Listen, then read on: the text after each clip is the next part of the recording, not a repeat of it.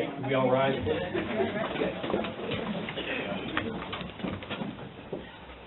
Pledge allegiance to the flag of the United States of America and to the republic for which it stands, one nation, under God, indivisible, with liberty and justice for all. Thank you. Can we have the roll call, please? Mrs. Fryrick? Here. Mr. Posnow? Here. Mr. Robinson? Here. Mr. Sanders? Here. Mr. Scalette? Here. Mrs. Schrader? Here. Mr. Sears? Here. Mr. Sullivan? Here. Mr. Toman? Here. Thank you. A reminder to please silence your cell phone during the meeting. And this will be your first opportunity for public comment. All comments and questions will be addressed to the president. Board and staff members will not normally respond to comments or questions during the meeting unless recognized by the president for this purpose. Comments will be limited at the discretion of the president to 5 minutes or less. Jamie Evans, 138 Lisa Lane. As you know, I am an alumni of York Suburban, a resident of York Suburban. I've been a teacher here for 21 years, 26 years total in education, and I represent the Teachers and Education Support Professionals Association. And tonight you're going to have a discussion on class size. And I wanted to just point out just a few things I know you're aware of because I've heard the discussions in the past, but just wanted to kind of point out a few things from our perspective as teachers. In my 26 years, I have seen so much change, and you have seen change in the responsibility of a school board and as an administration, yet the face of that education are the teachers, and we face pressure that has been mounting for several years, namely testing, but it goes so much beyond that. Our role for just educating students has expanded in those 26 years. I can't even begin to tell you the amount of responsibilities that we take for our students. A few things to just consider. I know last time you were given class sizes for our elementary and the ratios for our secondary teachers, and Mrs. Fryrick pointed out that the ratios are doing all staff members. So I would encourage you to not just think about the all staff, but think about the caseload for the teachers as well as the class size. We talked about, or you talked about the 8th grade in particular last time because they are the largest class in the district. And I'll just tell you that the math is pretty easy. There's almost 260 8th graders. There are only 2 teachers per core subject. So that's 130 caseload for our 8th grade teachers. Just throw something out to consider beyond all those duties that we have. You consider an 8th grade English teacher giving a TDA, and I'll be very generous in saying that it takes 10 minutes to grade that TDA. And, I'm sorry, the text-dependent analysis, which we do from grades 3 through 8, because that's what's tested on the PSSAs, and we have to play the game. But I will be generous in saying that it takes 10 minutes to grade that one assignment for an 8th grade English teacher. So 10 minutes by 130 is almost 22 hours to grade that one assignment. Let's take an assignment that takes a minute to grade. You're looking at over 2 hours for that teacher to grade just that one assignment. That's just the grading part. That takes away to add in the planning, add in the communication, add in the PDT, our professional development targets, add in our SLOs, our student learning outcomes as mandated by the state, add on the plethora of behavior plans, IEPs, 504s. It matters. And I know that there is research out there that says that class size does not matter in achievement, but I'll tell you that it matters in student engagement, matters in giving positive, constructive feedback to our students. So as you debate tonight and discuss the class size issue, I encourage you to think about beyond the test score, beyond the scores of our students, but to think about their well-being and, quite frankly, the well-being of the staff as well. Thank you. Others? Come on, we have a room full. Nobody else? Oh, thank you.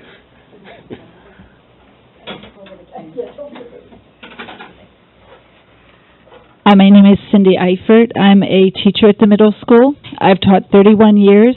26 of those have been here at York Suburban Middle School. A little personal background. I respect what you do tremendously.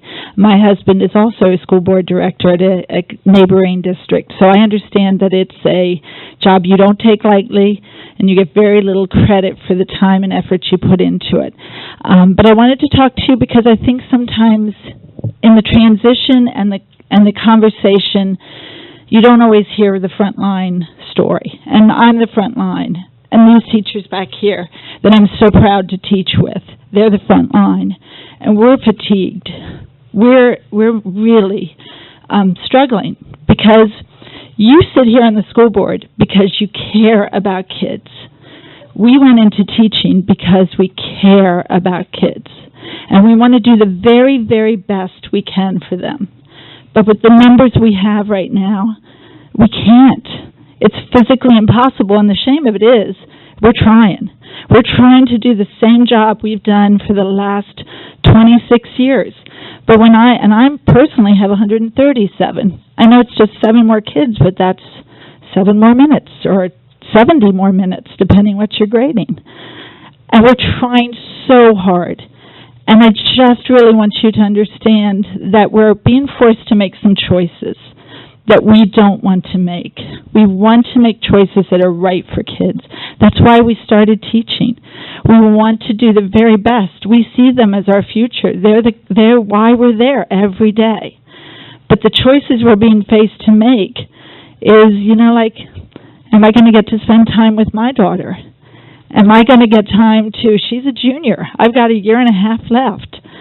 And I find myself sitting at home grading papers and not spending time with her. I'm here tonight. It's my husband's birthday. I'm here because I'm making that choice because I believe strongly. And I know these teachers, I'm so proud of them. They're the best teachers I've ever taught with. And they care deeply.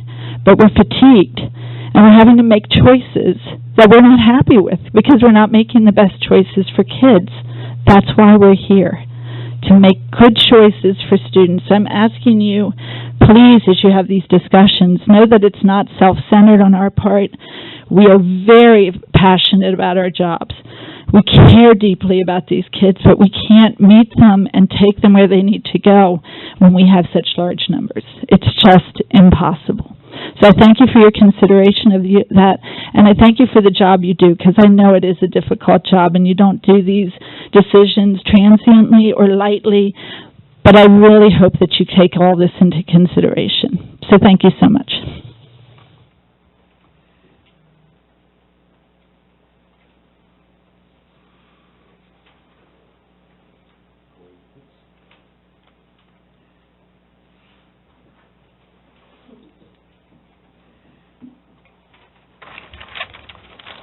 My name is Karen Fornadow. I live at 1249 Southern Road.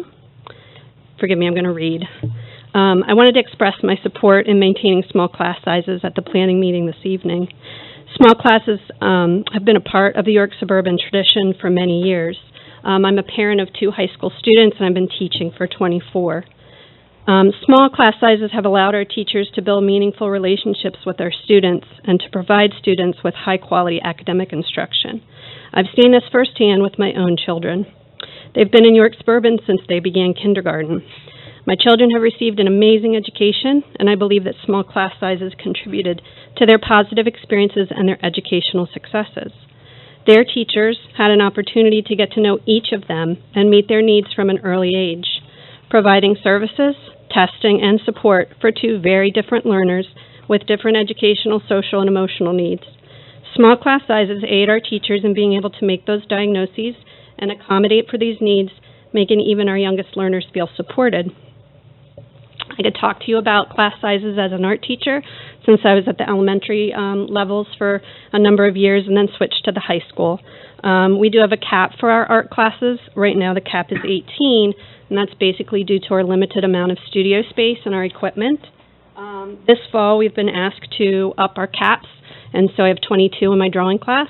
And I know that's only a couple kids, but it does make a difference in how much you can communicate with them, work on them one-on-one, and kind of develop and maintain that studio atmosphere. Just to close, I think building connections is one of the secret ingredients that makes York Suburban the amazing district that it is.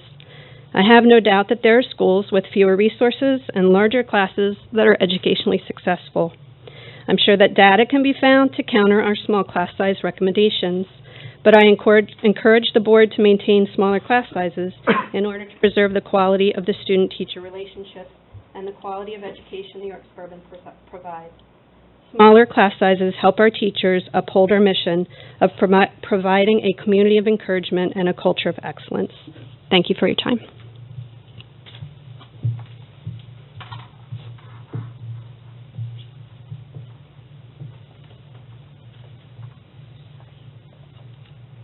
Thank you. We've got before us here the minutes of the regular monthly meeting of October 21st, 2019. Does anybody have any changes or corrections? Yes, they can be approved as submitted. The board met prior to this meeting in executive session as permitted by Section 707 of the Sunshine Act for the purpose of discussing matters of personnel. No official action was taken. Ms. Frerick, would you like to tell us about the School Boards Association? Sure, absolutely. I've been going to the Pennsylvania School Board Conference now for in excess of 12 or 14 years. Always find it a very good experience. This year I went up Tuesday evening prior to the Wednesday, Thursday, and Friday sessions. There was a movie I wanted to see called the movie Purple Dreams, the story of a man named Corey Mitchell, who works at a magnet school in North Carolina for the arts, and he has had an amazing success story. And yes, Karen, I thought of you and your staff the whole way through. The movie follows the casting and the final production of the show, The Color Purple. Mr. Mitchell is very passionate about his children and how they succeed and what they get to do in the arts, whether they're performing, singing, dancing, the musicians, doing the backstage work, doing the costuming. The productions have gone on to win national honors, and the students had so many opportunities. It was really amazing to see all the college scholarships. People sought these students out to give them scholarships. And the best part was listening to Corey talk about the relationships that he has built with these students, which came Wednesday when he was the keynote speaker. And he can tell you almost to the student where they are and what they are doing 18 and 19 years later, whether they're in the Alvin Alley Dance Group, whether they're on Broadway, whether they're touring the world, or whether they too have gotten into the educational field. So I was very glad that I had taken the time because that was something a little different. Wednesday morning we began with Attorney General Josh Shapiro speaking to us about the Safe to Say and Teen Talks initiative, which seemed to have been rather successful around the state. Mr. Shapiro said that Safe to Say has had over 30,000 phone calls bringing things to the attention of those that need to know, and that they have attempted to investigate or do something with the call that they have received. So I thought that was something worth following. During the various education sessions that occur throughout the day, I had the privilege of attending 5 different sessions. One of them was rather interesting, regaining charter school students for your districts. It's interesting to note that one of the speakers in that group was the Coatesville Area School District that at one time had about close to 7,000 students, and then in 2015 lost 25% of their students to charter schools. Now they cover a very large swath of land and territory, but their charter tuition is their single largest expense, and they are trying, it is almost putting them out of business. So they too are facing the issues that everybody but is in charter schools, but perhaps to a larger extent. And they're trying all sorts of things to gain students back, everything from private meetings, calling parents, faculty going out, all kinds of things. I attended one meeting on school climate, social emotional learning, and bully prevention, which we all seem to be very concerned in. There was a session on controlling the narrative, getting the positive word out about your district. Some little interesting tidbits in all of these. I have all the information if anybody wants to ever read all the handout materials that have been printed out for me. And then this is a good one for us, charting the course, events for community engagement before you do renovations. So they talked about what they were doing. And then another one that's near and dear to us, school district public safety partnerships, the key to improve school safety. And many of the little things that districts have done, if they don't have a lot of money, they can't afford the police forces, some interesting things that these districts doing. In between, there's all the educational excellence fair going on, where students from various districts are showing their projects and explaining to you what they have done. I had the privilege of seeing some of them from our neighboring districts, from Central and from Southern School Districts, so they were very, very interesting. And then, of course, there's the big exhibit hall, 160 exhibitors, some of whom have been there for years, others who are somewhat new. Over the years, I've seen the change from worrying about artificial turf and all-weather track, to technology, to the learning lab. It was interesting as I came upon the turf track and court group who did our tennis courts and have done work for us and what's streaming on their big television set, but our tennis court worked from last summer, so they must have thought they did a good job, because a lot of people stood there and said, boy, those courts are really good looking. So that was always nice to see in the exhibit hall.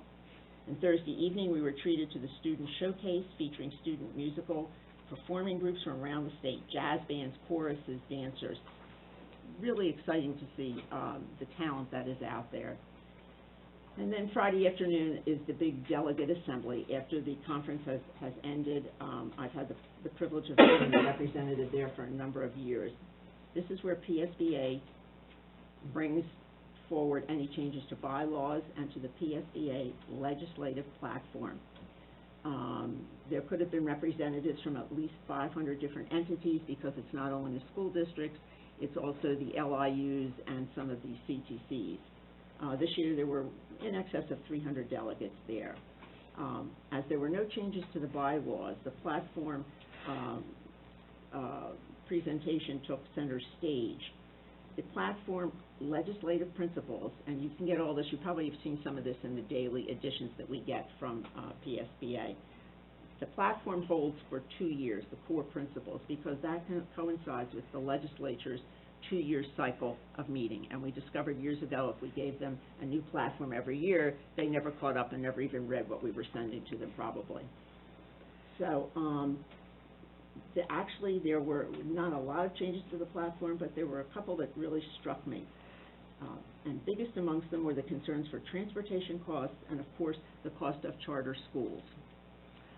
Districts are complaining about the transporting of non-public students and how much it is costing them. It is breaking the backs of many districts. And the charter school costs.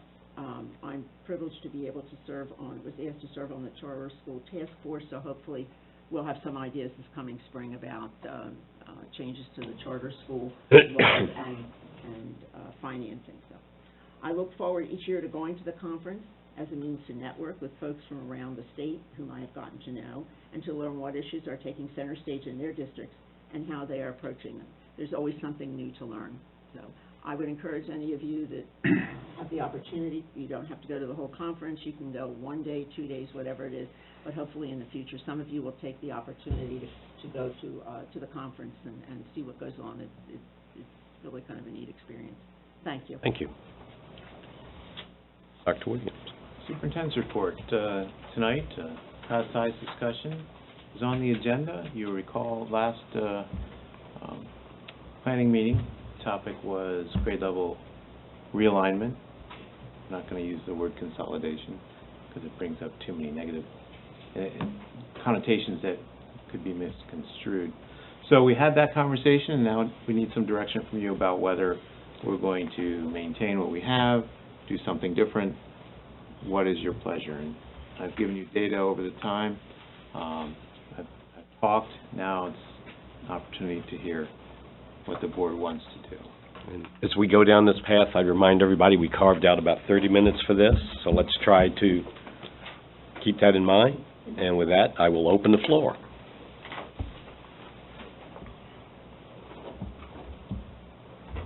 Oh, gosh, you want me to start again so I can wake them up? You've heard from some of the experts.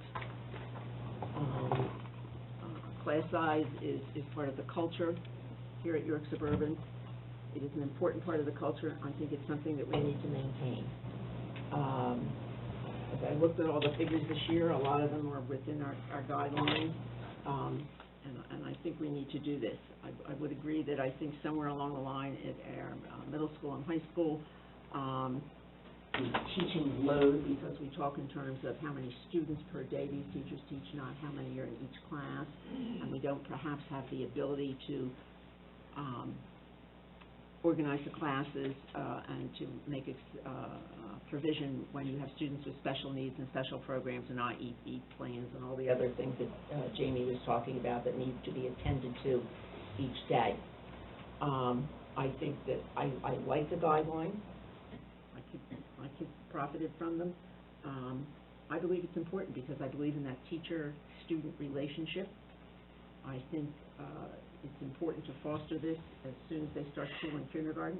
I think when they get to the high school, they need to have time to spend with these teachers so that one-on-one, the teachers want the time to spend with the students to go over their work and to give them the kinds of assignments that they feel will be beneficial to them. I would favor that we keep the guidelines that we have and, in fact, make sure we stick to them unless there's some overriding reason, in which case then we look at on a case-by-case basis. Gillette, you look like you're itching to... Sure, I'll happy to jump in. So I'd like to make the case for the importance of small class sizes as well. And my aim here is to be persuasive rather than simply state my position.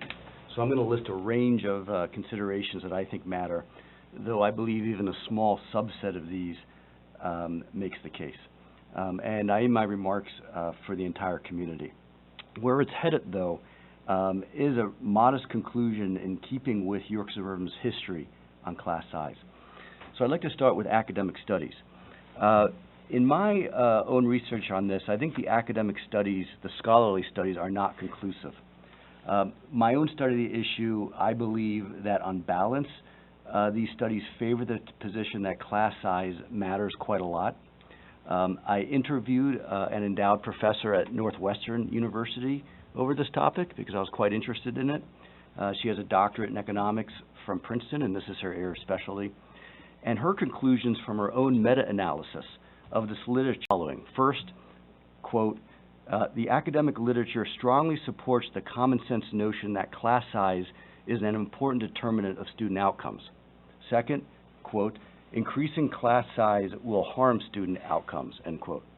Third, this is not a quote, but this is one of the findings of the meta-study, is that the payoff on student outcomes is especially important for low-income and minority children.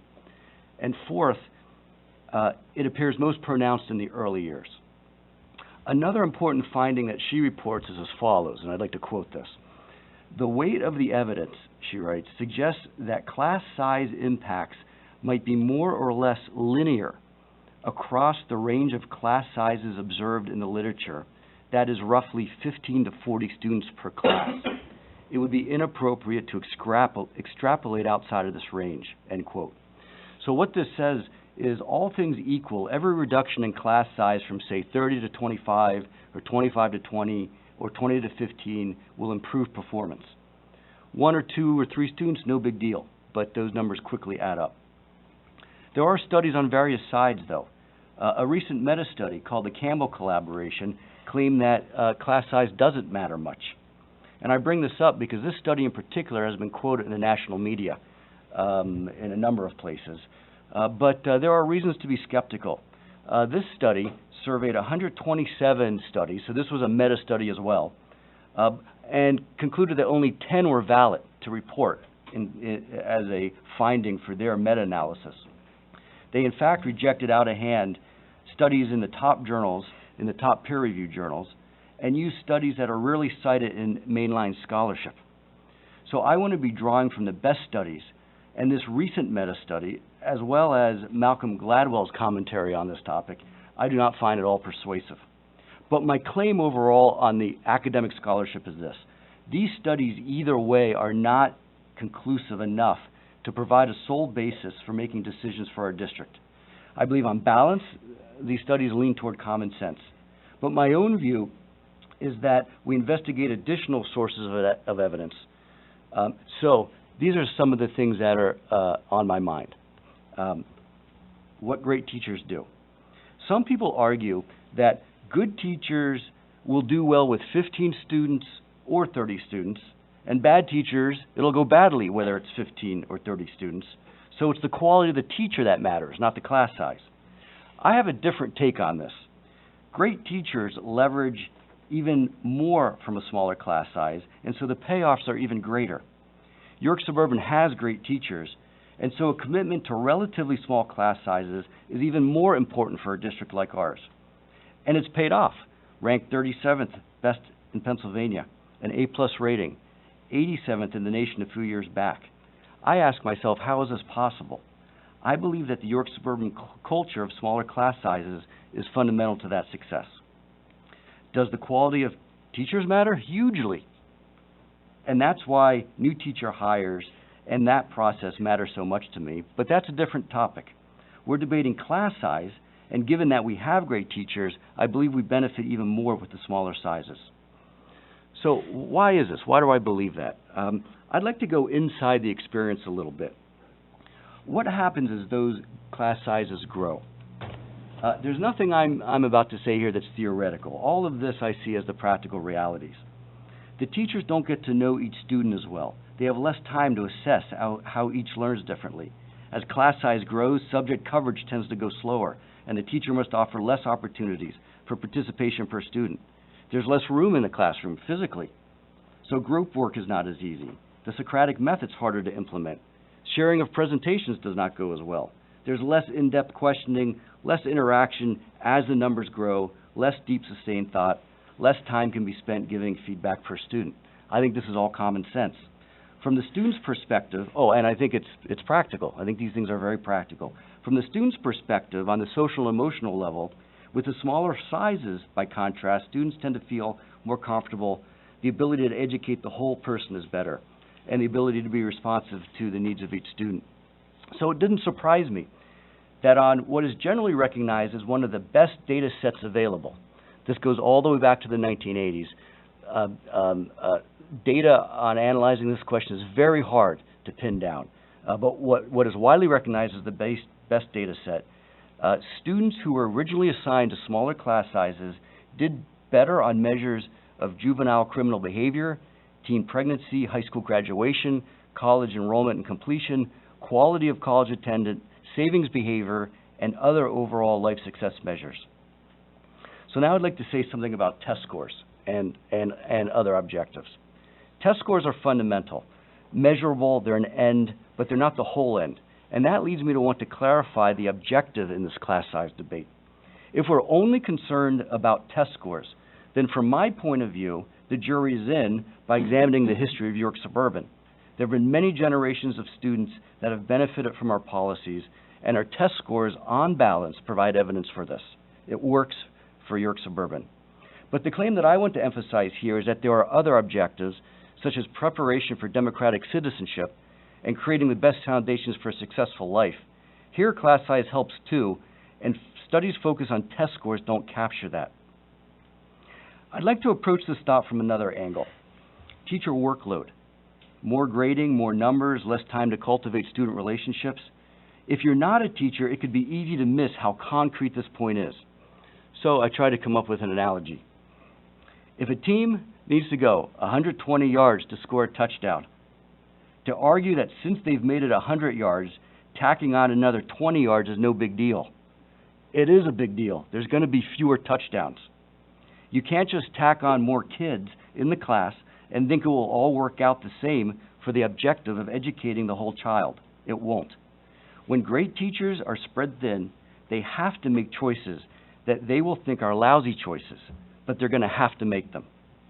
Okay, I'd like to say a word about social and emotional needs. I think it's actually more important to be concerned about class size for York Suburban now than ever before. I'd say if you care about social and emotional needs, then you have reason to care a lot about smaller class size. Growing class sizes place more stress on auxiliary services, and the ability for a student to be touched by a teacher goes down. Kids on both ends of the spectrum benefit greatly with the smaller sizes. And that's the one finding that it seems all sides of the scholarly debate concede, actually. Note that when we were ranked 87th in the nation, it wasn't because we're a wealthy school. We were ranked highly just because we have a significant population of low-income students that produced high-end results. And the data from these scholarly studies is that with growing diversity, smaller class sizes matter even more. All right, I'd like to say a word about recruiting and retaining teachers. If you're a great new teacher and you have choices where to work, I want us to attract the best candidates to York Suburban. It's a demand and supply and a labor market issue. A teacher will prefer a smaller class size, everything else equal. And why is that? Not because it's easier. In some ways, I'd say it's even harder. If you're a great teacher, it's because the teacher knows that she or he can have the greatest long-term impact on the student in that environment. I'd like to say something about taxpayers. Here's what I believe. Most of our taxpayers want York Suburban to be a great school. I wouldn't have moved here if I knew class sizes would have pushed up. And I think we heard some of that sentiment at the recent prior meeting where potential candidates emphasized the importance of class size. One reason why our housing values sustain is the belief that York Suburban is a culture of excellence, and class size is part of that. But here's a counter-argument. This is a never-ending drain on resources. My response is no, it's not. This argument is not creating an endless cycle. And here's where my remarks are adding up to a relatively modest conclusion. The guidelines we have already are well-defined. Previous boards knew what they were doing on this matter, I think. I believe that the district should work from the low end of those guidelines. How do we know it's working? I think the data is in. Our history, where class size is so important to our community that we actually wrote it into our policy. So my view is we should keep it. I'd like to say a little bit more in the practical upshot. I think there should almost never be 30 students or above. Things happen and districts need some flexibility, so I grant that. These are just guidelines. But I think the guidelines should be followed. Aiming toward the lower end, pushing to the upper end sometimes, and not going over the upper end except for extraordinary and exceptional reasons. So to summarize, the research that casts doubt on the importance of class size, I don't find convincing at all. More importantly, we have a stronger evidentiary basis at our own local level within our school. Small class size has been a bedrock of the York Suburban approach, and look at the results. For us, it works. The community supports this, I believe, and for well-founded reasons. I think we should be at the lower end of these guidelines in general, but with flexibility on implementation. Insofar as realignment makes that easier, then that, for me, is a very strong argument in support of these efforts as well. Thank you. Thank you, Steve. I'd throw a couple little thoughts out just for the statisticians in the crowd. One is that typically we talk about upper end, lower end, averages, but there's a lot of variation as well. And I think as we start to really dig into this, we need to, especially in the middle school and the high school, take into account the caseload variation. We hear about the caseloads of 130 or more against a guideline of 120 or 110 or 90. That's a significant increase over the upper end. Right now it's 90 to 110. The second dimension, and I'll just give you a couple examples that I pulled out of some historical data that I found that I had done back in 2011, just to show the variation, because these caseloads and averages really don't capture the variation. Here were 3 full-time math teachers in the high school, one of whom had, for reasons I can't explain, a caseload of 41.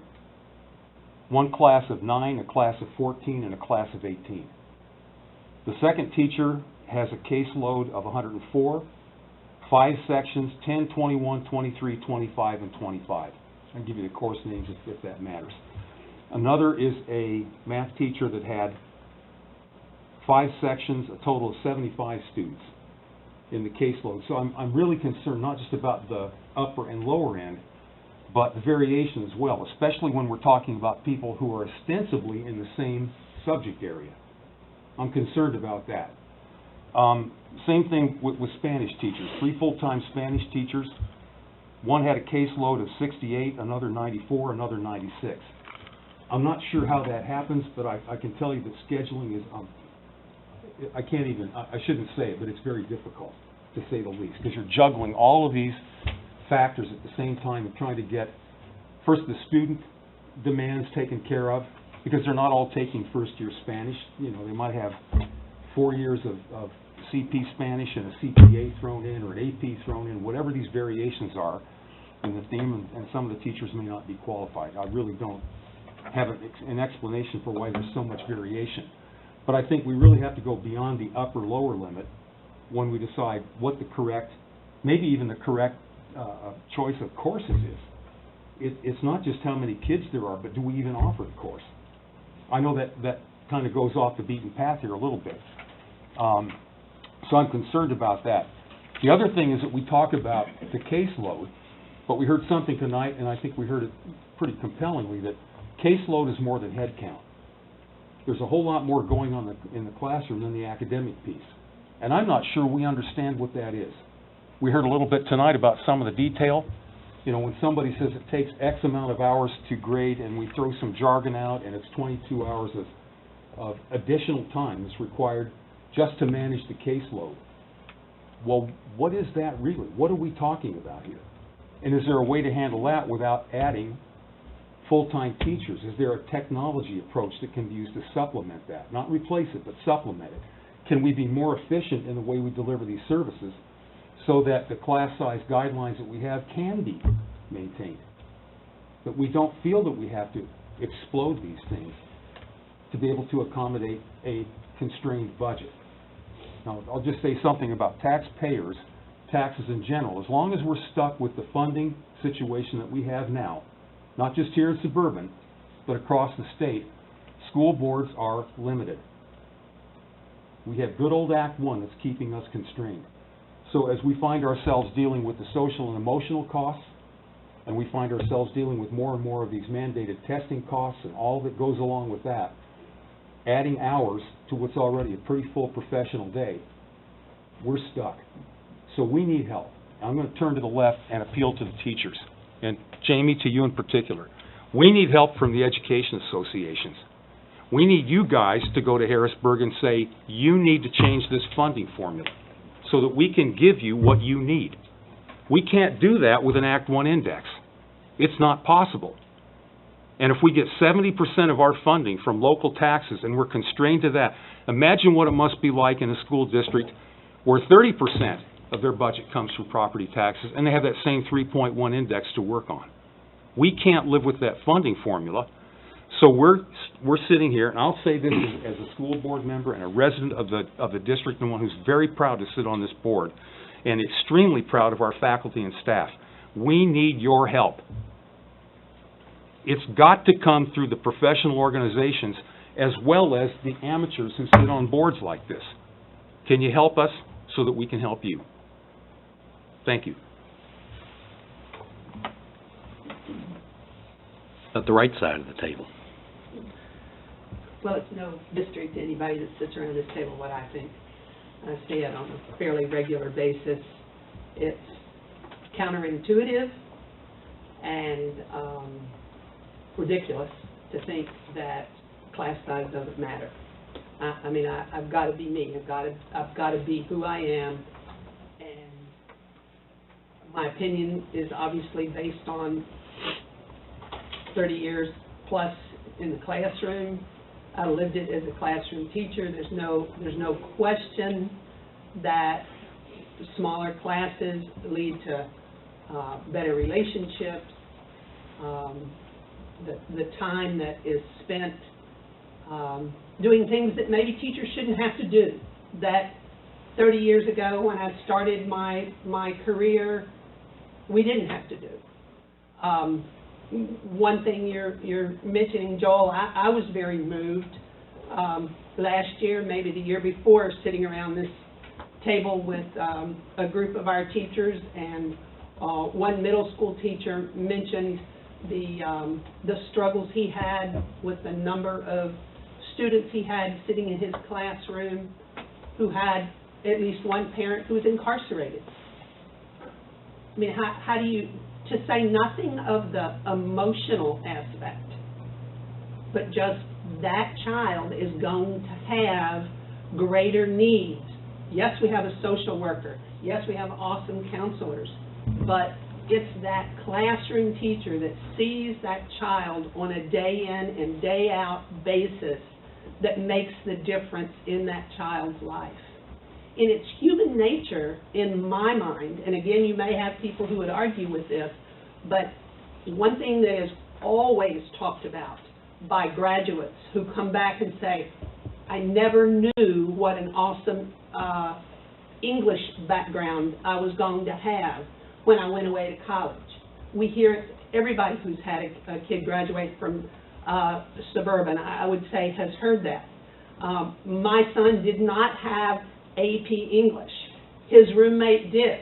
He was editing his roommate's papers, and he allegedly had a, higher level English class in high school than my son did. But he said, I didn't know that. I didn't know what a strong education I got. That didn't happen because he didn't have awesome teachers, and it didn't happen because he didn't have small class size. Both of those were huge contributing factors. And I don't know, maybe the bean counters can come up with statistics that say it doesn't matter. I simply don't believe it. I'm not moved, whatever lingo you want to throw there, but I think it's hogwash. I think it matters tremendously. I've lived it as a classroom teacher, I've lived it as a mother, and I've lived it as a school board member. So I want to see these standards that we have followed, and I think Steve nailed it when he said, aim for the low end and start to hit the panic button when it gets to the higher end.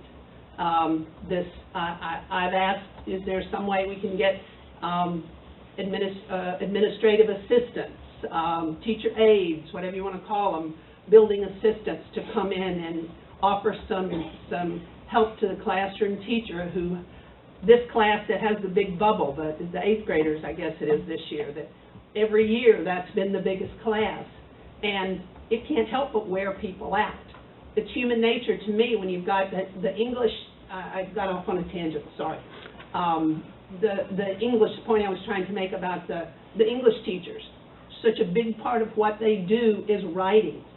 You can't do a good, I had a mother who was an English teacher. You can't do a good job without having kids write. Write, and teachers feel guilty if they aren't assigning more writing. And yet that takes, you're talking about 20 minutes for a TDA, a heavy-duty research paper that nobody does but York Suburban anymore. That takes forever to grade.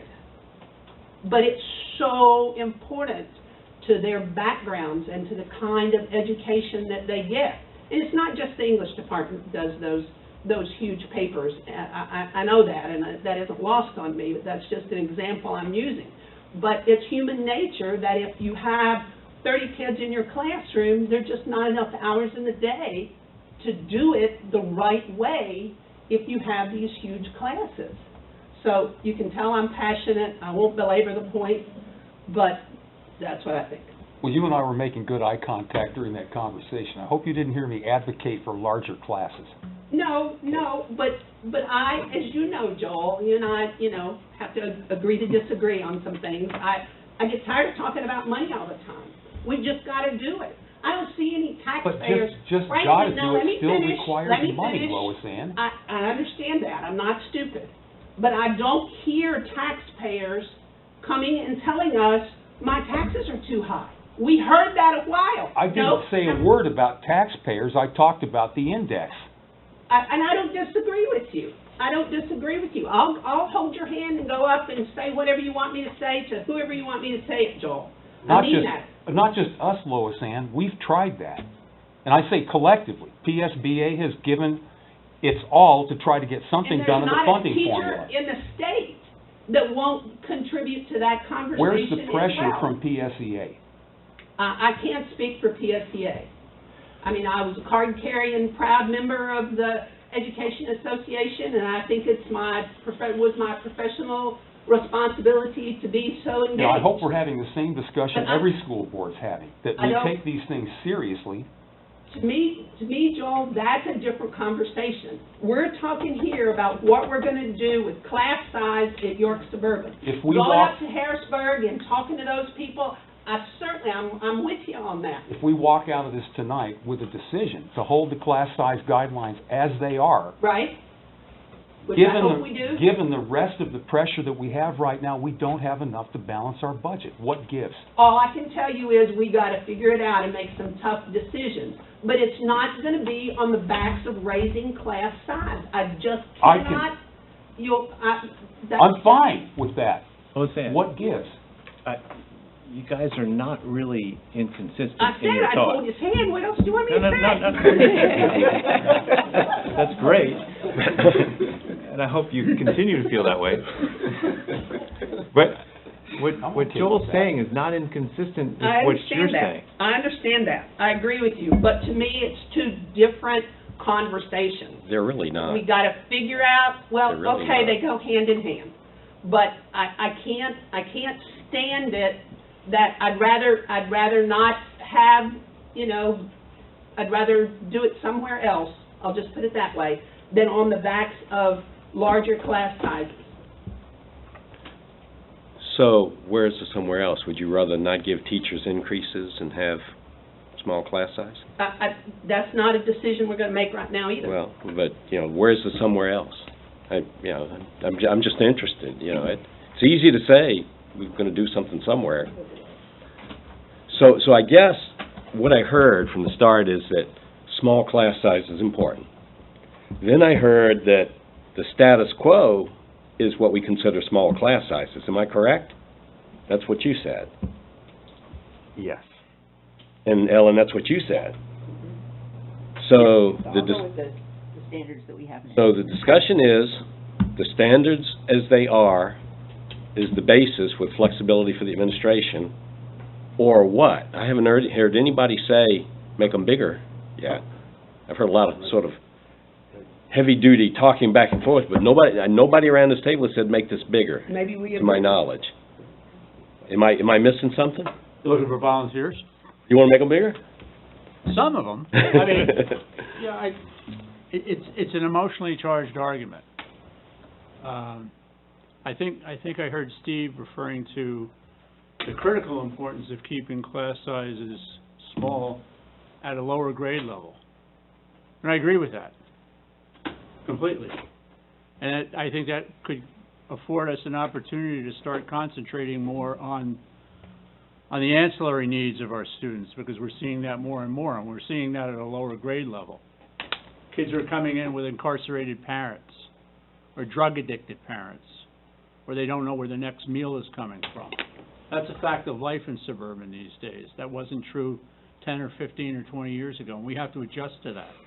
And our teachers have to adjust to it too, unfortunately. I take no pleasure in saying that. But, I've heard ad infinitum since the days I started dating my wife, class of '74, about the suburban way. Well, this maybe could be part of the suburban way too, that we help educate students starting from the beginning and do it in a non-traditional way, or maybe a departure from what we consider the suburban way, to be more resilient, able to handle some of the tremendous crises they are facing or they will face in their daily lives. As they progress through the educational system, are larger class sizes practical? Are they permissible? Maybe they are. I don't claim to be an expert in this field. I don't know for sure. When I hear teachers say, the one The one argument I've heard tonight, and it's been delivered with great passion, small class sizes are better, end of story. I'm not so sure that's always true. It depends on the caliber of the teacher, sure it does. It also depends on the caliber of the student. If we have educated students coming up through the middle school and the high school that have learned what we wanted them to be, what we wanted them to teach, the way your son learned from his English teacher, are larger class sizes practical? They might be if everybody's reading from the same page. Maybe they aren't. I'm not quite sure. But the axiomatic pronouncement that small class sizes are always going to be better, I'm not sure I accept that at face value.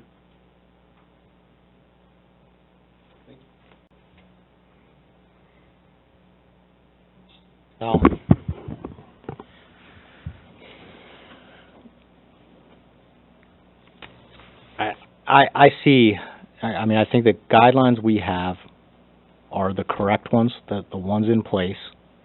I believe over the last 8, 9, 10 years, we've drifted from where we used to be on those guidelines, where, Steve mentioned it, aim for the bottom and don't exceed the top unless it's a huge problem. Over the last 10 years, with the economy the way it was, we drifted off that. We drifted to a different paradigm, which was be at the top, and it's okay if you're 1 or 2 over because we don't have the money for the teachers. And, unfortunately, we've got to figure that out because that's, we've got to figure out the money. We've got to figure out how to be more efficient in delivery of our instruction. But the class sizes need to stay where they are, and we need, as a policy, to aim for the bottom end. You should plan for the bottom end. When you're figuring out how many kindergarten teachers you need next year, it should be 15. And then when you get, 12 more kids registered at the end, you're still in the range. I think that's how it was probably always done, well before my time. But we need to get back there. And we need to figure out the budgeting. I'm a money guy, but the class sizes aren't, to me, negotiable. I don't understand. We had lots of comments from the higher levels. Caseload doesn't make sense to me. I mean, it makes sense to me, but it's much easier to look at a kindergarten class and know what's right. As you get to the middle school and the high school where you guys are seeing a lot of different kids, that problem has a lot more variables to me. So I don't know whether 90 to 110 is the right number at all up there. It may not be. I do believe what you face as teachers is so different now than what it was. You are doing so much more than teaching kids. And whether we try to make our children more resilient at a lower level, it's when they're teenagers that they have the biggest social emotional needs, even if we've done a fabulous job of preparing them for adversity in their lives. They will still need a ton of help and assistance, and you guys watchdogging and being vigilant when those kids are starting to go the wrong way. If we want to prevent social catastrophes and things, emotional things from happening, these guys are the ones that can see that if they have, an uncluttered mind, I'm going to say, to be able to engage with those kids and see it. And we have to facilitate that. As a board, we have to figure it out. We have to figure out where to get the money because we need to keep those sizes small. We need more teachers to get the mission done. And the mission gets harder every single day, in my opinion. So I'm supportive of the sizes where they are. I would consider reevaluation of the 7 to 12 level just because I don't really know if that number makes sense. But I think we need to aim for smaller rather than larger in those guidelines. So it's our job to get it done. Am I understanding that the guidelines, do we say grade 90 to 110 depending, right? Am I right on that? Is that the The number? middle to the Yes. And these secondary. 8th grade teachers have 130 plus? 137. Quick math major, what's that percentage? That's a way too... Huge. Yeah. Yeah, 20-something. That's not precise, huge is what that is. But, you know, you touch, and we have talked about something that has been described as an anomaly, in the sense that that's one grade level that's like that. What do we do when there's, for example, an adjacent grade level that's average caseload is 88? Not that that's happening, but those are the challenges that the administrators have to deal with. Well, my concern is about that group, because they've been a big group Right. all the way coming through, so they've had It's that... not a surprise, is that it? bubble from forever that they're carrying on through. And your point, Rich, I think is a great one in terms of teaching resilience. The one thing that jumps out to me about that is we don't have them all from kindergarten. We've got a ton of move-ins and move-outs, and those needs have to be met too. I understand that, Lois Ann, and your point is well taken. I mean, it's a huge challenge to us. I mean, and it's a question that I've struggled with, not that that means anything, because I'm a rank amateur too. But how long does it take for a student, for a child to be exposed to the way education is delivered at Suburban, to have those values internalized? And, you know, I'm using the analogy of taking a young man or a woman and exposing them to military training with the Army, the Marines, or the Navy. There's a certain period where a recruit is indoctrinated, and I'm not saying that we do that here, you know, make this school district a boot camp or anything idiotic like that. No, understood. But there, Understood. you know, we talk about the philosophy and the way people carry themselves. Right. You can tell when a kid went to Suburban because. What are those Because characteristics? they do well when they're college English students. Right, but what are those characteristics, what are those values? And are we communicating those values across the board? Yeah, understood. I would suggest that we have a great deal of room for improvement in that department. And I don't think we've to the best of my knowledge, we've never really adequately defined the Suburban way, whatever that is. I'm sure that everybody here would have a different take on what it is.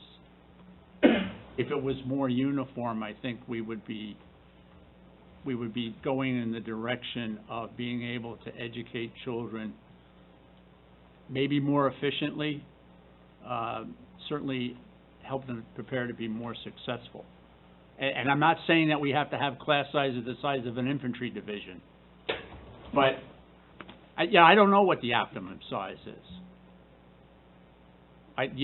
That's where I think we have to defer to the administration and to the faculty. And I'm all ears for that. Talk for a while. Steve? Well, I think I would probably most strongly associate myself with Mr. Spillet's comments as he was going through the studies. At every point in which I felt there was something I needed to amplify, darned if he didn't go back and reinforce what I was going to say. I think the most important of those being that even with all the discussion of meta-analytic studies, the quality of recruitable teachers and class size are not analytically separable.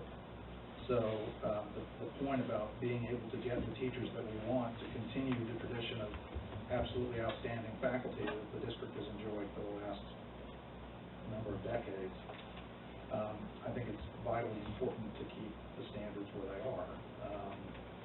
I would also say to Mr. Robinson's point, I would agree completely that there is something that suburban students are getting that is sort of the secret weapon to their collegiate and career success. I think the strength of the writing skills that they graduate with has got a lot to do with that, to Lois Ann's point. And I can't think of any reason why we would benefit in any way from relaxing this constraint. The concern that I have, and it's not data-driven, it's completely in co-8 at this point. You're allowed. That we would, well, it's the kind of thing I said I wasn't going to do.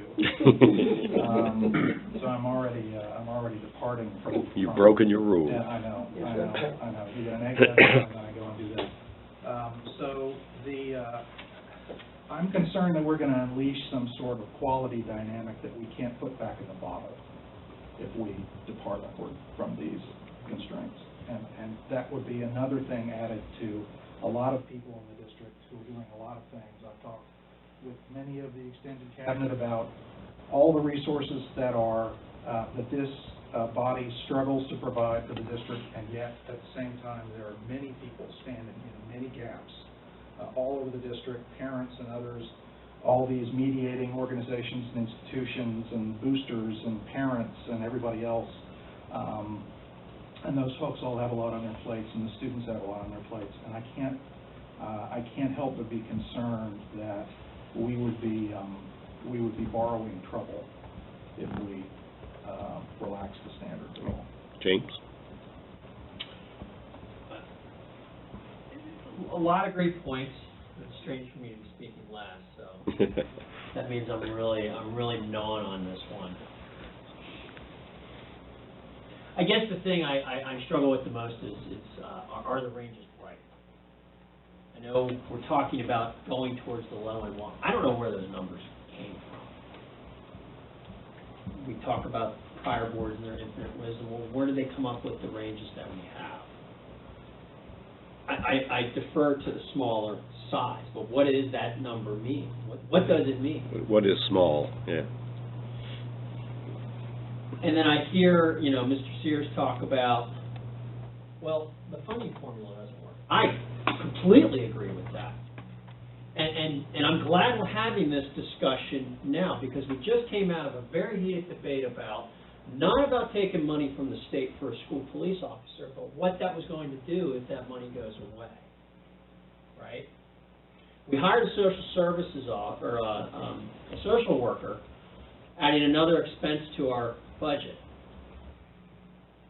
We the rumor is we're gonna eliminate the music program. We get 60 some odd parents show up to our meeting. Meanwhile, 2 months earlier, we vote on a $500,000 reading program that was, in my opinion, not thoroughly vetted, and we don't have one.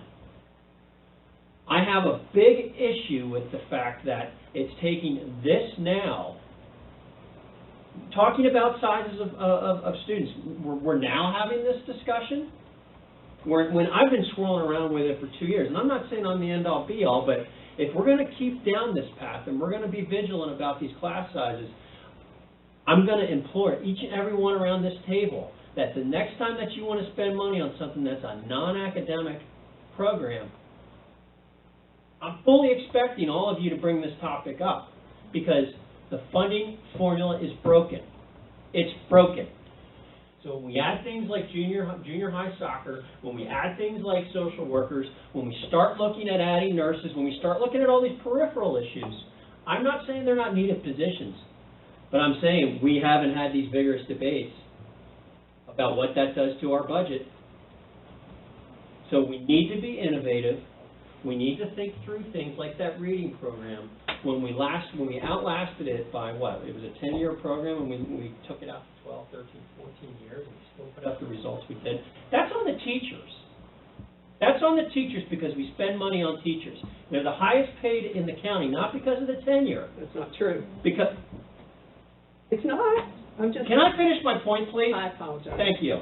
I'm about ready to pay a compliment to him. I don't care about the money as it relates to spending it on quality teachers. We outlast what are supposed to be poor programs or outdated programs, and we still put out the results we do because we spend the money where it's supposed to be spent, which is on quality teachers. And I will never back off that. I will never, ever back off spending money on quality teachers. But I'm telling you right now, when I hear things and I get pushed back about we need this, we need that, if I don't hear an argument about what it does to the expense budget, and I'm talking about non-academic things, then your arguments are hollow in my mind. I'm worried about paying these guys what they earned and what they're owed. Because I know I benefited from the experience. Steve can say he benefited from the experience. I've talked to kids. I asked every alumni that I run into, young kids, right, adults my age, how was the suburban experience? Man, I didn't realize it until I got to college. For me, I didn't recognize it until I had kids of my own, and I'm watching what they do. They're doing wonderful. They're doing well. Intelligent kids. Me with a lizard brain. I was able to go through and get and achieve where I'm at. I'm just telling you that I agree with the small class sizes. Are the ranges right? I don't know what the answer is to that, but when we look at continued spending on things that are non-academic in nature and not spending on quality teachers, I'm gonna you're gonna hear me really explode in the meetings. That's all I got. All right, so I'll shut it down since we're late. What I heard was that small class size is important. What we have is we consider a small class size with ranges there. I think I also heard that the administration has some flexibility there in rare cases, while we would prefer the lower end or not. All right so far? Well said. Okay. So, at the risk of incurring the wrath of our non-spending side of the table, let me say, we have decided on clustering grades to improve performance as a philosophical thing, correct? Realigning. Realigning, thank you. I'm trying to stay away from consolidate, yeah. The C word is off the table. So we have decided that philosophically, that's what we want to do. We have said that we support class sizes small as they're defined right now. Can you just say retain the guidelines? Retain the guidelines, okay, that's fair. So now that we've said that, let's go back to the spring. Where are we going to put these people? Everybody around this table was uncomfortable with the concept of building buildings. They didn't want to talk about it. Now you've said that the class size is going to drive additional teachers. What do you want to do? Maybe that's our next discussion. We go back and revisit the proposals and see if anything in there makes sense or if there are other opportunities. To quote our administration, is it time to think outside of the box? So, is that a fair assessment of where we are? Does that give a direction to the administration? It does.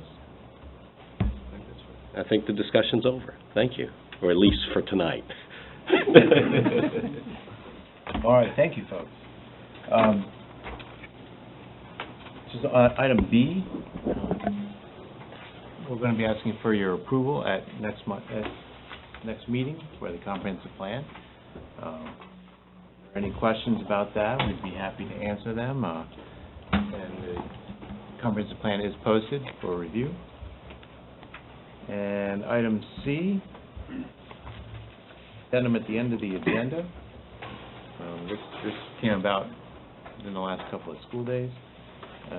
And the third page in your agenda. As report, Dr. Williams.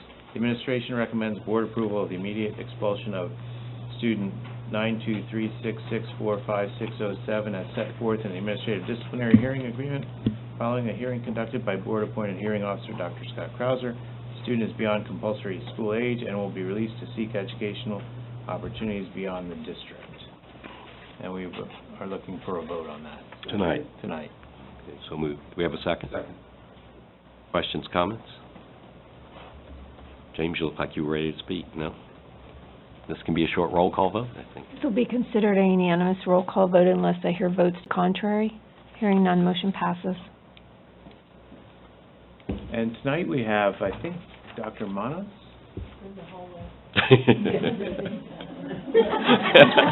Hello, everybody. Kelly team for the Valley View Building Report this evening. After that spirited discussion, I just wanted to share, I was here in September and I talked about the praise for our teachers and what the work they do in September that catapults us to success in April and May. It's the relationships with kids, it's the newsletters, it's the communication home, it's all those things. Well, we're now at the point of digging, so I just wanted to highlight one thing that we're doing in faculty meetings, and it touches on mathematics, which is a hot topic across the state right now. But one of the things we're doing in our faculty meetings this year is something called Skill Architects. And one of the things, what we're trying to do as teachers is get together kindergarten, first, and second grade and talk about, as a first grade teacher, what does a kindergartner do to demonstrate double stacks coming into first grade? What is first grade doing to demonstrate double stacks for second grade? And then what is second grade doing with double stacks to get us to Indian Rock in third grade? So the challenge for teachers, and I'm not trying to put more on their plate, is to look at what is coming to them and what they're sending to, and have those vertical discussions K-1-2. It's been pretty successful to the point that Dr. Gully and I talked in on November 11th with staff development. We're going to get some of our second grade teachers with some of the third grade teachers to continue that discussion. What is Indian Rock receiving from Valley View?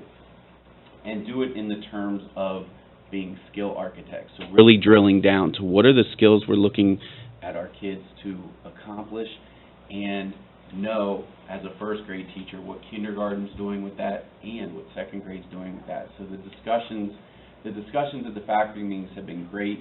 It's really nice to see teachers in a vertical fashion having those discussions, because I've heard some first grade teachers say, wait, they already know that, or they're already supposed to know that when we get them.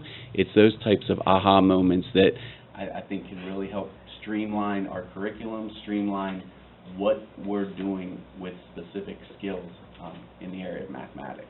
So that's the skill architects that we're working on at Valley View at faculty meetings with teachers.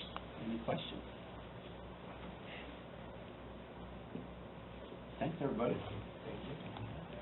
Dr. Adams from the secondary level. Okay, good evening, everyone. It's always nice to be able to come and share some neat things that are going on at the high school. And I always try to follow up Dr. Monis on these too, because I know he stays pretty concise and to the point on some of the neat things that are going on in Valley View. But in line with some of the rapport building that you were talking about with class sizes, it kind of fits in with one of the things I'm going to share. It's about our mandatory tutoring program, which again is one of those things that, you know, we rely on our teachers to kind of go above and beyond.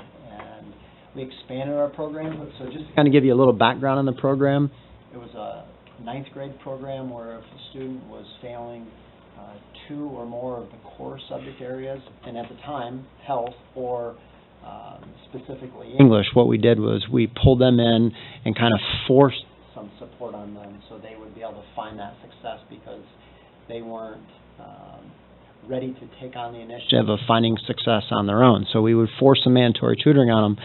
And then what we realized is English sometimes is a holding block for them, because that's the one content area where they need to be passing all 4 years on grade level in order to be promoted on to the next grade level. We don't allow them to double up English. So this year we expanded the program, the success we've had in the past, to include 9th graders, the same as it's always been, and then 10th, 11th, and 12th graders are now part of this program. So if they're struggling in English, then now they become part of this program. And so this is the first year that we've done that. We ran grades in the marking period, and by the end of the marking period, we ran them again just last week.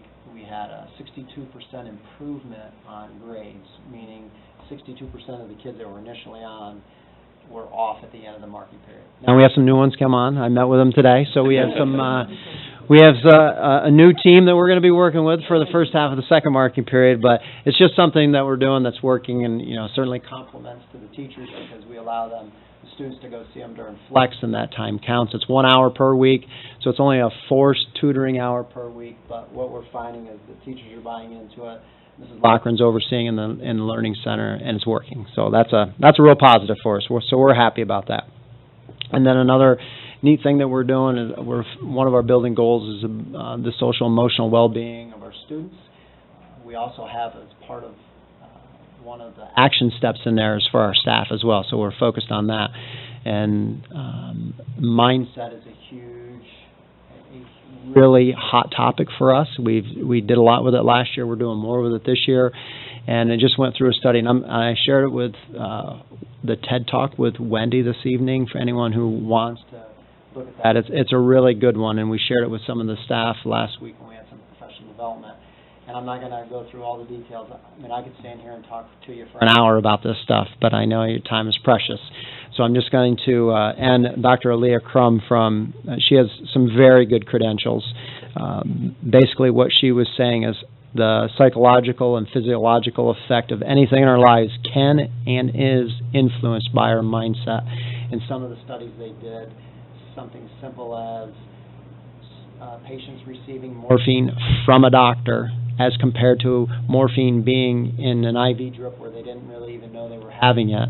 The ones that were received from the doctor, because they knew they should be feeling the effects, had a dramatic increase in their health and the effects of that morphine. So it's just things like that. And they did 4 different studies, and they did a lot with it. But so what we're trying to impress upon the teachers, to impress upon the students, as well as we need to do this personally, is our mindsets do matter, and how we approach situations and being optimistic and positive and knowing where our students come from, it really does matter. So the teachers are hearing a lot of that, and hopefully the students are.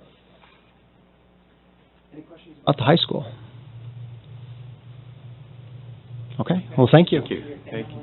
Oh, thank you. That concludes the superintendent's report. Ms. Mason. Thank you. Tonight, I'm asking the board to approve 4 contracts. Normally, I wouldn't do it at this meeting, but these are all time-sensitive. So the first one is, the administration recommends board approval of the contract with Bailey Coach in the amount of $845 for transportation to and from the Solanco High School on November 12th for the Model UN. So moved. Second. Questions, comments? Be a short roll call vote. This will be a unanimous roll call vote unless I hear votes to the contrary. Hearing none, motion passes. The second one is the administration recommends board approval of the contract with Crabtree Rohrbaugh and Associates in the amount of $232,850. So moved. Second. Questions, comments? Can you give us a small recap of what we're buying, what the term of this agreement is, and what the deliverable is?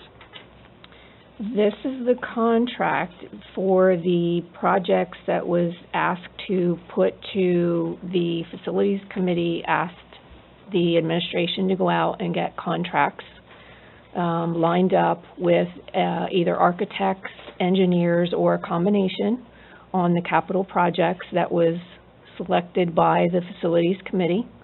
And this contract is a combination of architect and engineer for the door replacement and security upgrades for the York Suburban Middle School, East York Elementary, Indian Rock Elementary, music suite renovations to York Suburban Middle School, 21st Century Media Center Makerspace at the York Suburban High School, and the mechanical engineering projects that go with that are the middle school water heaters, middle school air handling units, high school circulation pump and condensate pumps, and the high school pool filter pumps and floats. So they will be doing all of the groundwork, if you will, to get ready to do the schematics, to be able to put it out for bids and proposals and then bids. And roughly the total amount of all that work that you just described is? The total amount of this contract is the $232,850. What's the work total they're doing. amount of the work that they're going to supervise? Projected cost. That, Roughly. I don't have that with me. I apologize, Mr. Sears, because it's a number of projects. I realize that. I just wanted to get that. On this, this contract or proposal for the contract from Mr. Wentz, does this include his attendance at all of these construction meetings? He talks about a construction administration for the project. Is that included in the $232,000? That's part of what we're working on here. This is the contract with them, and yes, Mr. Wentz will be, we always have a project manager at all of the meetings. Okay, just want to make sure. And the other one is, under project schedule, board work session, he talks about having a board committee at a closed session to convey the project goals and preliminaries. We cannot do that at closed session, and I would rather that be taken out. That's on page, next to the last page, I guess, page 4, page 4, under board work session. I don't think that wording should be in there. Okay. I would ask that that be removed.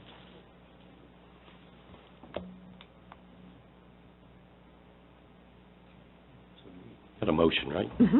Okay. This can be a short roll call vote, I Okay. think. This will be unanimous unanimous roll call vote unless I hear votes to the contrary. Hearing none, motion passes. Okay, the next one has to do with, our, Services with Cognitive Health Solutions LLC for psychological evaluations at a cost of $1,200 per evaluation. This includes travel to and from the district site, review of records, observations, all testing and written report. This also includes meeting with the school and or parent to review the report. Testing will be completed on site, but all paperwork will be completed off-site. Sorry, testing's on site. The paperwork will be completed off-site. So moved. Second. Second. Questions, comments? $1,200 per evaluation. How does that differ from D? I'm missing something here. No, that's a valid question. This item that we're talking about right now, the motion that's on the table, is to get us through until January on a piecemeal basis. That's like the next 2 months, is that what you're saying? Right, November, December. right. Okay. And then the next item on the agenda is to get us through the rest of the year and the following year. The reason we're going into the following year is because we could not enter into a contract with them for just a half a year. Because they have to go out and hire somebody to service our account. So they needed some kind of longer commitment than a half a year. Could we put in C then, put the date that this is to cover effective the months of November and December of 2019? I think that was, C ought to have some kind of dates in it or something. It just says they're gonna, you know, it's not saying. Well, presumably, we could use this never. Yeah. It's an Correct. as required. Right. Okay, it's as required during the next 2 months. No, it could go on forever.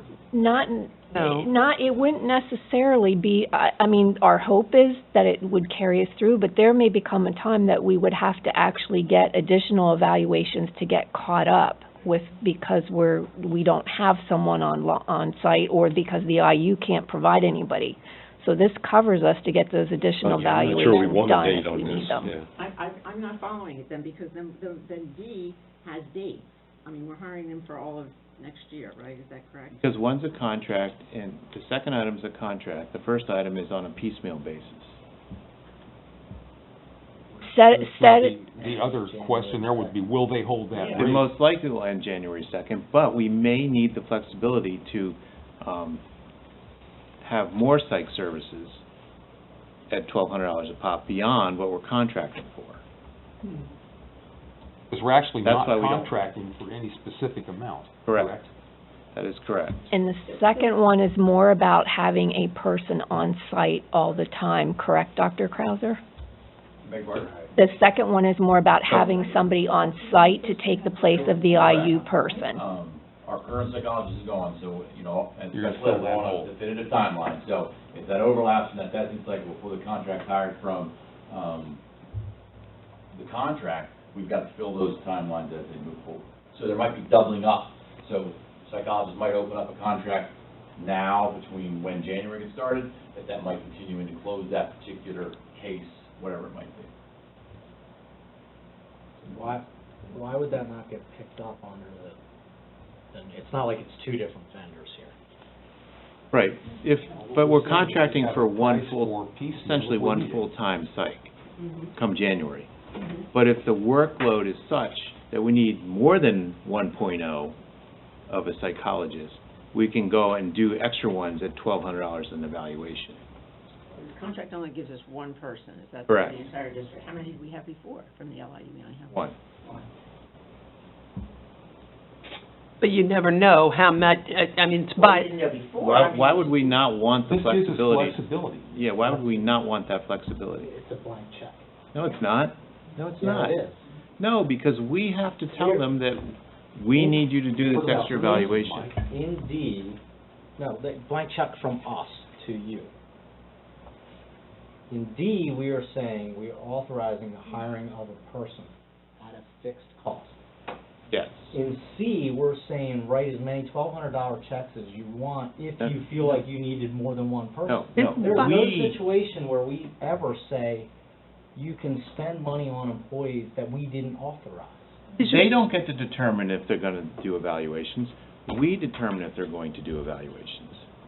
And we determine whether we allow you to determine that. But by law, you have to, for cases, I mean, that might help in terms of our I'm understanding. not comfortable with the blank check. There's no blank check. It is a blank check. We are writing a blank check for you to use. Can we have an explanation about how this works if, in terms of by law, you only have a certain window to? Correct. So our current psychologist who was provided through the IU is no longer with us. Her last day has expired. So the way the psychological services work, when request comes in, testing needs to begin, we need to have a case manager who does the psychological testing. So it's an interim based period of time. That is based on per individual evaluation. So Do you have an option? We don't have an option. Okay, so Required by it's the not state. like the administration can, That's not my point. When we had the LIU person, was there any situation where we could just choose to do more than what the LIU person could give us? As By far law, as you have to. evaluations, is that your? But we didn't have any such thing on the books at that point in time that said, if we need 1.5 people for a limited that's period of true. time, we could do it. That was not an option when the LIU person was here. So why would this option, which to me is the option to fill from now until January 2nd, why would it be any different past January 2nd? I get why we need the stopgap and why we would do that. I do not get why we would leave that open-ended, because I don't see the situation where we have to do that. We did not have that situation before unless you can tell me differently. We could not just up our output, in theory, when required in the past. And so why would we need the ability to do that once this new contract, January 2nd, comes into play? If we were to crunch and had to perform more evaluations than we had staff to do, we would be coming to you for the ability to be able to go out and get additional evaluations done. And I guess I would be me personally, I would be more comfortable that you had to come to me for that. But there's a timeline that you have to have the testing done by a certain time. It's a false timeline because it didn't exist when the LIU was I don't have a problem with it. It did, excuse me, it did. It was just, there was like an underlying agreement. So on the average, we do about 6 evaluations a year. At $1,200 Tell me there pop. was an underlying agreement that somehow flexed the amount of money we spent on this in the past. It was, I don't believe that existed. There was an assumption of what they were providing, but was there an ability to ramp that up at an additional cost in the past? If there was not, then we are putting a safety valve in place, what I would call a blank check, that we did not need in the past, and I don't understand why we would need it now. But we did have it with the IU in the past because they have other psychologists that they could throw our way if the workload was such that we needed more than one psychologist at That any one cost time. us more money. Yes. Sure. The IU doesn't do anything extra for free. On a piecemeal basis, Yes. that costs us more money. It would, yeah. Because they have a pool of psychologists that service a whole lot of districts. Now we're going with somebody else for this year and for the rest of this year and all of next year. And it's a different dynamic. And if I may add, that the IU does not have available psychologists. They're out too. That's why we're having this conversation. I understand why we're having the conversation. I just do not, I believe you created an expense route here that did not exist in the past. I think maybe it did, we did not know about it. Yeah. But the We didn't know that you would go to the LIV. We heard we have. Know about it right now. Well, we aren't my understanding was we have one psychologist Right. that serviced our district. I did not know that, if crunch came and you had several cases that needed to be attended to at the same time. We could go to them you for went more back to service. the IU and said, gee, we need more help, and they charge us per student for evaluation, which makes sense. I was not aware of that at all. I assumed that our psychologist handled our needs. Wasn't frequent. But, you know what I'm saying, so therefore, this comes as a little bit, I get what you're trying to do here, but it is something new to us, because we did not know specifically what was going on with the IU. Can you clarify for us what would happen if item C was not passed? If we said no past January 2nd, what would be the alternative? We would not be able to provide psychological services to students. And in order to do that, you'd have to come to us Some services. That's not. with testing, If it was testing. limited at January 2nd, if it stopped at January 2nd, we absolutely would. But that's not her question. Her question That is... was her question. No, her question was, what happens if we vote no on this motion? That was essentially her question. That if this, I know the answer, I'm just trying to help. That if in fact... The issue is whether it extends past January 2nd or not.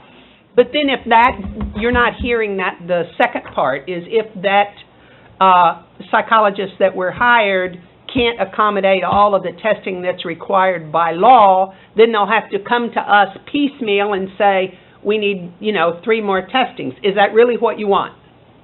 I don't think they did that in the past. I'm not talking about the past. I'm talking about what would happen after January 2nd.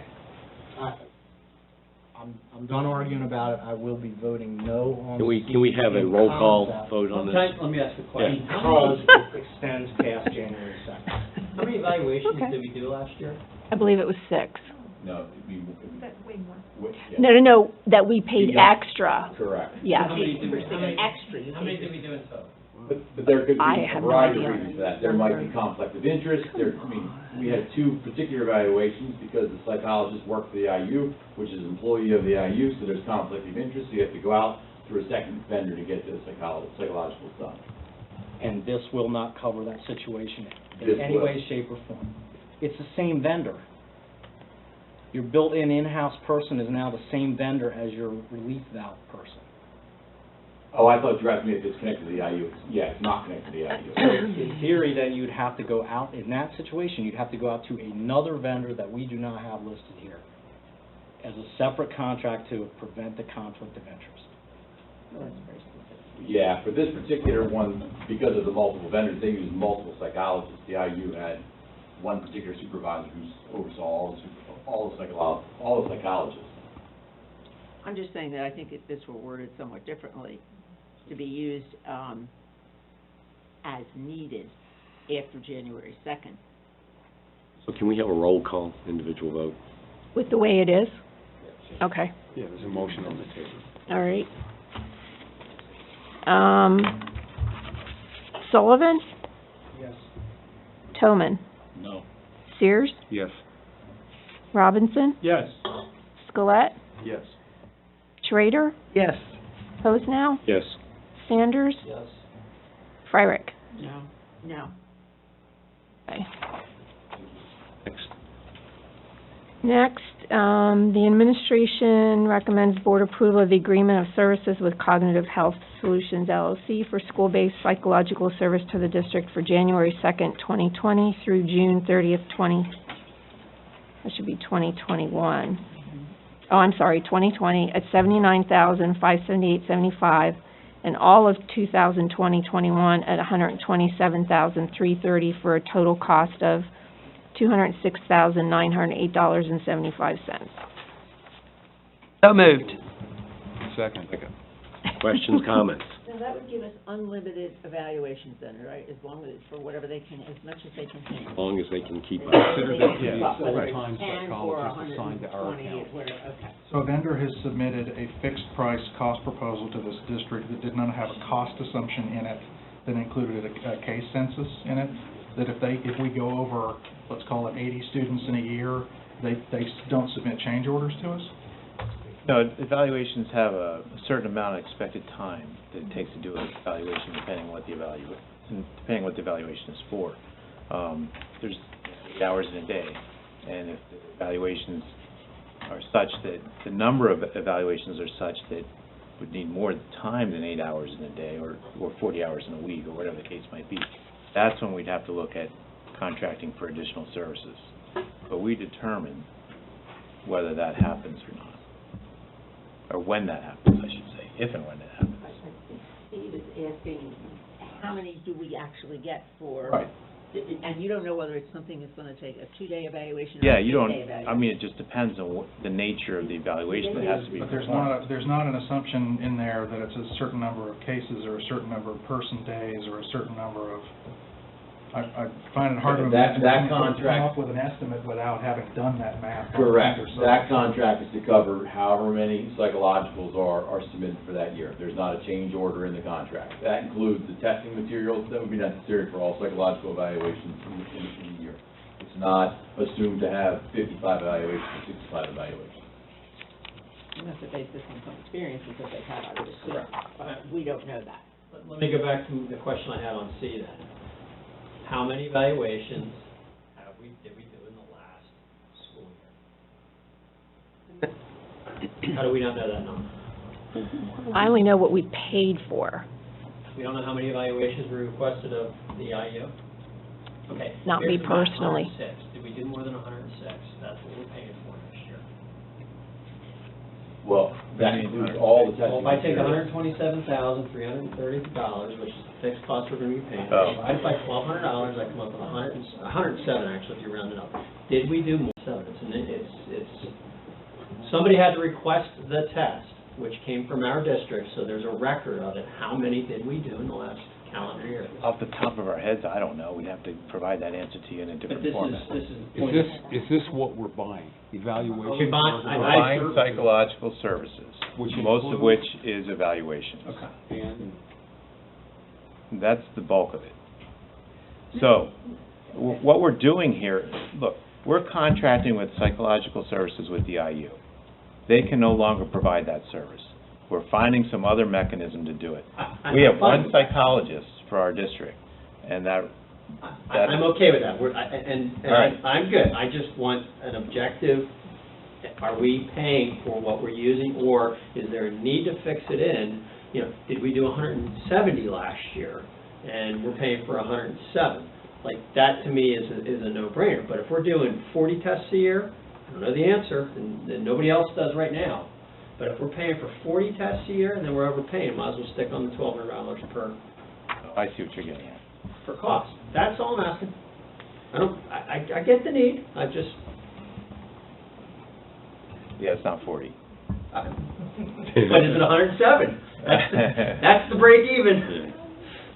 Is this for They all the same? a psychologist that comes to our campuses for the school year? Yes. So this is for basically a year and a half of, Yes. that we're voting on now for D. Yes. So this is a school psychologist that we are contracting with Cognitive Health Solutions to be available to us from January and then in our buildings for the school year. When our school year is over, then this psychologist is done. Am I understanding that? Yes. Okay.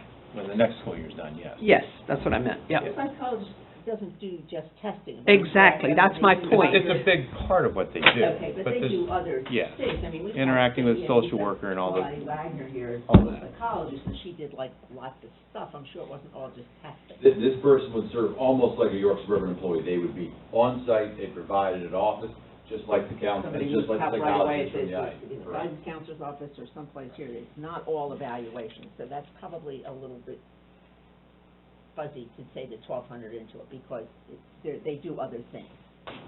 Okay, The but 1,200 is only gonna be testing. and I'm with you, but I'm gonna vote no on this, because until I see a number of how many tests we do, I don't know whether it's 40, I don't know whether it's 300, I don't know whether it's a million. This is not all for, this is not just testing. But the bulk of it is. I got it. Okay. Do you have any, are you any closer to knowing what we're paying for? I'm not. It's a school psychologist. There are a lot of responsibilities that school psychologists Okay, do. I'm gonna go right back to the argument of where are we spending our money? Where are we spending our money? We just spent 40 minutes talking about where we put our money. And it took us no sooner than a half an hour later, and, it's just a school psychologist. I'm asking for an objective answer. How many tests did we do last year? And I got a lot of, I don't know, we don't have that number. I just want to compare it. Half an hour we waited, and all of a sudden, just a little bit of money here and there. Nobody said that. James, a lot of this was, we were paying the LIU this money last Don't year. poo-poo me, please. I'm not. We're We actually- waited 30 minutes to bring this up. I told you guys. If we're going to sit here and have this conversation, okay, about where we're spending our money, we want small class sizes, and we want to fundamentally shift our mindset. These are the types of questions when they're asked, and we get, it's just a little bit here, a little It's bit there. required by law. Okay, I'm voting no. So, I'll ask his question a different way. What did we spend with the LIU over the last school year? Give us a period. I think this contract will cost us a couple $1,000s less than what we spent with the IU. This contract is comparable to what the LIU contract was. Yes, and saving us a few $1,000s. Oh, okay. Let's have a roll call vote, please. Toman, Yes. Scholet, Yes. Sullivan, Yes. Fryrick, Yes. Sears, Yes. Robinson, Yes. Sanders, With the new knowledge, yes. Oznaw, Yes. Schrader. Yes. Okay. I just want to go back to item A a minute. Dr. Williams had referred back on his October 25th weekly update that there would be an additional item here regarding the transportation and some of the timeline crunches we're running into, and to have consideration to extend or extend would be the word, the contract signatures that we could do prior to coming to board. We've decided to take that to finance, since that's where the motion originally came out of, was finance, and if finance is okay with it, it will be on the November 18th agenda then for a vote. Okay? I just wanted to clear that up because it was posted in there. And then the rest of the items would be consideration for the November 18th meeting. The license agreement, so the high school can perform Bye Bye Birdie. The approval of the 18-19 audit report, which will be presented next Wednesday at the finance meeting at 5 o'clock. The resolution, this will be the opt-out resolution certifying the tax rate for the 2021 budget, not to exceed the index of 3.1%. If you recall, I shared at finance that we are no longer eligible for either the retirement or the special ed exceptions. The board approval of the Stockton Leader Attorney at Law agreement, or actually it was an RFP. We will also be recommending the approval of the IDA pass-through fund allocation with the LIU for $431,833. That's an annual approval. And the contracts, both with New Tech and Core Design, they are contracts similar to the one you approved tonight for Crabtree Verbaugh. It was projects that the facilities committee asked us to go out to and get contracts either with architects or engineers to see what it would take to get the projects moving. So those are what those two contracts are for as well. Any questions? I have a question. Athletic field stair replacement, is that for the baseball going? Yes, it is. And then number 7 lists a bunch of other contracts, I get that, but in the absence of a facilities meeting this month, are we doing anything with any of the other projects that are still sitting on the list that you gave us for the October? We do not have anything on them yet. Okay. So we are heading in that direction? We are heading in that direction, but we don't have anything to bring forward yet. Okay, thank you.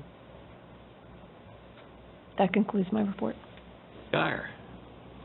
Hi. To start, I'd like to report the current fall postseason results.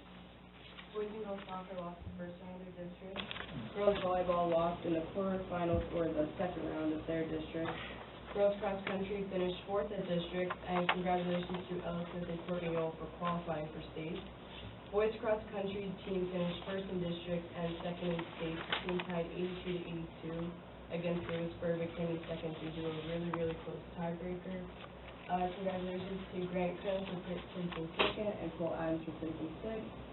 And for football, district quarterfinals are this Friday at York Suburban starting at 7 p.m. We play Lampeter Strasburg and hoping for a great turnout. Congratulations to all our fall sports and their successful seasons. And on November 18th, winter sports will begin their season, so look out for great first and second games. Currently, the high school, we are having a No Shave November competition in which certain male teachers from each department are competing with their facial hair growing skills. They're working out.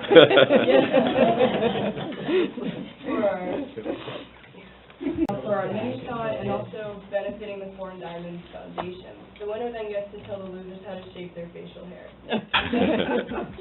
And in total, right now, roughly $1,200 has been raised, so it's really good. And Mini-Thon is also working on a Mr. YS male beauty pageant, which is a male beauty pageant the high school likes to host to raise money for the Mini-Thon and the Foreign Diamonds Foundation as well. And then coming up, the ceremony will be held for the high school students distinguished with the honor of being inducted into the National English Honor Society and the National Honor Society. And then finally, the Crucible had a very successful weekend last weekend by selling over 440 tickets and making over $4,000. Yeah, so that concludes my report. Thank you. You have the committee meeting schedule is posted here online. Mr. Robinson, Personnel. Thank you, Mr. Posnell. Item 1, recommended for approval on November 18th, the administration recommends board approval of specific minor language changes to the already approved Act 93 agreement for 2019-2020 through 2021-22. Item 2, please see the addendum at the end of the agenda for an additional item under the consent agenda. You have before you the personnel report, which includes employment, resignation, and extracurricular position. Would any member like any of these items considered separately, or are there any questions on any of these items? If not, the chair moves approval of the below-mentioned items. Second. Comments, questions? This can be a short roll call vote. This will be considered a unanimous roll call vote unless I hear votes to the contrary. Hearing none, motion passes. Going. Legislative. The highlight of the legislative update took place when the Senate 48 district seat was vacated and candidates were announced for the Democratic and Republican parties. We decided to extend invitations to both candidates within days of their nomination. Professor Michael Schroeder of Lebanon Valley College accepted with alacrity and came and visited the district for an in-depth conversation with Dr. Williams and myself. This was basically an informational meeting, patterned on the visits that were suggested by the PSBA. Professor Schroeder established himself very quickly as a friend of public education, as am I, although some people in the audience may not think so. He also quickly established that he has a bit of a learning curve, in that when Dr. Williams mentioned some phraseology such as Plan-Con and IEP, he needed an explanation of what these terms meant. He was very grateful for the explanation, and the conversation flowed very quickly. As I said, he established himself as a friend of public education, and in his gracious thank you note, quoted the Northwest Ordinance of 1787, outlining America's strong commitment to public education. And as a history major, it warmed my heart. As I say, he has a steep learning curve. Enough said. I think he will educate himself on these matters. To date, we have not heard from Mr. Arnold, District Attorney of Lebanon County and Republican nominee. And in his defense, I'll say Actually, he just had brain surgery this past week. Literally had a tumor refilling. Good And he defense. excused. He can be excused. Excuses. Way to go, Mr. Robinson. Will he the question then stand, will he continue as the nominee of the party? I'm just repeating what I saw on the news tonight. You know, Okay. those fake media people out there, they said he had had surgery and that he was home recovering and he had every intention of continuing his campaign. I'm Well, just telling you where he might be. On that heading, we all wish him a speedy recovery, I'm You sure, do that. and look forward to welcoming him to the district. You do that. That concludes my report. Thank you. LIU, Ms. Frerick. Want to follow this? Yes, I have, no report from the, LIU, Joint Operating Authority because we were only meeting quarterly these days. York Adams Academy, I'm pleased to say we have 15 of our 15 seats, filled and, a bit of a waiting list. And, we have begun now issuing a board notes following each of our board meetings that will go to member districts and hopefully, Dr. Williams will see that that's included in the board packets once you begin receiving those, if you would, please. That concludes my report. York Adams Tax Bureau. We met on October 28th, approved the 2020 operating budget of $5.2 million, and approved a new depository, which will now be Fulton Bank. County School of Technology. Yes, the budget process is underway. I believe the proposed budget will be presented to the superintendents at their upcoming meeting, and we'll be asked to vote on it December, January timeframe, just for those of you who aren't familiar. And I just wanted to briefly share about a competitive grant that the adult education program at the York County School of Technology received. It was one of 17 recipients across the country to help alleviate the nationwide shortage of truck drivers. That it's focused on veterans of the military have this opportunity to take training for their CDL, and it was a sort of a feather in the cap of the adult education program, which is, you may or may not know, an arm of the School of Technology that is self-funding. It doesn't come out of our budget, but I wanted to share that and sort of pass along that if you might be aware of any veteran who might be interested in the training, they could call the School of Technology for further information. And that concludes my report. What's the size of that grant? I have $98,000 written down. We'll take that as the truth. I'm hoping that my hen scratching is fairly accurate. Hey, I'd like to thank everybody for coming tonight. It's a lot more pleasant when we actually have people in the audience than we sit around and bark at each other. So please come back in 2 weeks. You've got the board meeting schedule posted online. Yeah, John, excuse me, just to remind people that next Wednesday, Academic Standards meets at 4 prior to Finance at 5. And I would encourage you to check that agenda, which I believe has been distributed or will be shortly.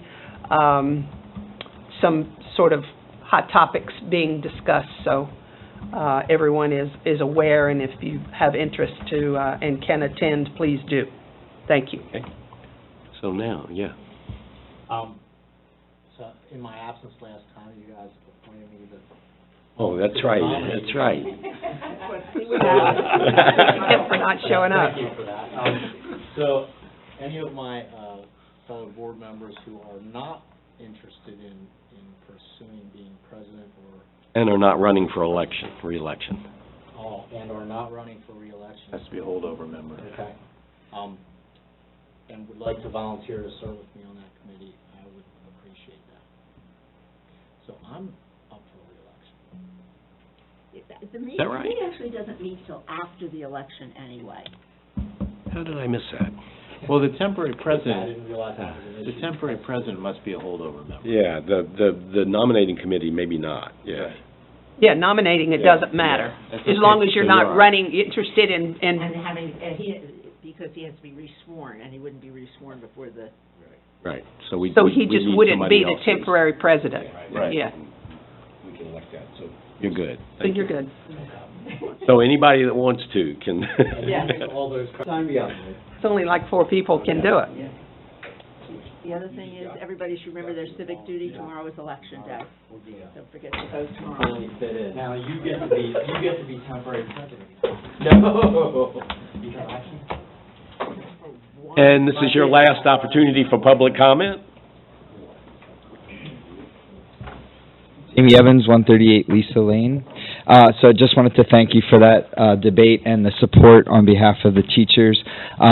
Just felt like just a couple things that I heard that I just wanted to comment on. Mr. Robinson I think he hit the nail on the head, and I know he supports education, public education, but when he talked about not just the quality of the teachers, but the quality of the students.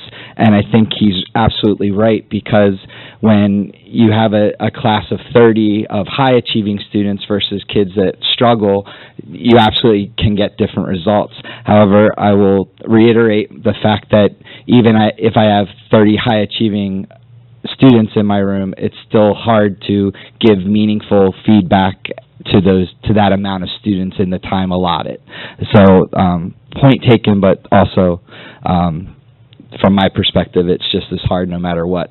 In addition to that, we've heard probably half my career here about the change in demographics of our students, and we've long since changed, and I think it's always been the point of the teachers, and how do we get them to bend to the suburban way? And I think we've hit a saturation point where the changes occurred, and the amount of students that have entered our district who don't get the foundation from an early level has increased throughout the years, and the amount of move-ins in the middle school and high school levels, and they don't have that foundation, has increased and made it harder overall.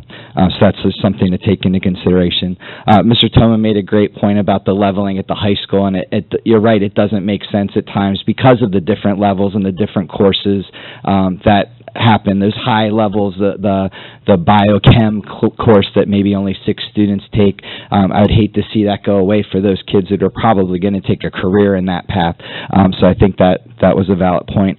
And then Mr. Sears, to your point with the index, you're absolutely right. It's not a great system, but to my knowledge, there is money available to the district, but we've never hit that index in the last several years. In fact, I think we've only reached about half of that index out of three or four of the last 5 years. So there is room if you feel the need. We have the 3.1, and we haven't been close to it. And that is the decision that you'll need to make. And I know there's been vocal taxpayers in the past complaining about that, but I think you saw the results of a few elections ago, the amount of support in this district from parents who wouldn't mind paying an extra 1 or 2% to receive the level of education that their students are getting. And then finally, PSEA is all on board with helping to change Harrisburg. The problem is the amount of lack of support of public education, and every year or every election, PSA puts out their candidates who are pro public education. So I encourage you to vote for those pro public education, as our members do. Thank you. I think we're adjourned. Thank you.